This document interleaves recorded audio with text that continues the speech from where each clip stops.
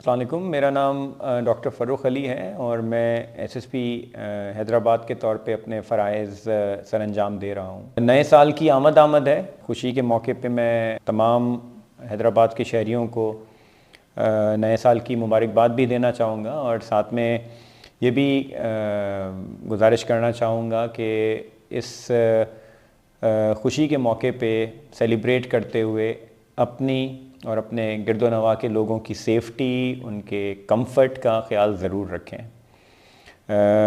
आपके नॉलेज में होगा कि हैदराबाद में 144 सीआरपीसी का निफास कर दिया गया है, जिसके तहत ना सिर्फ हवाई फायरिंग बल्कि फायर क्रैकर्स, वन व्हीलिंग और हर तरह की हुल्लड़बाजी पे पाबंदी लगा दी गई है और अब ये कानूनन जुर्म है। इस तरह का कोई अमल ना करें कि उनके लिए या उनकी फैमिली के लिए किसी तरीके से परेशानी का बायस हो। साल नौ पे हमने कोशिश की है कि सिक्योरिटी के अच्छे इंतज़ामात करें।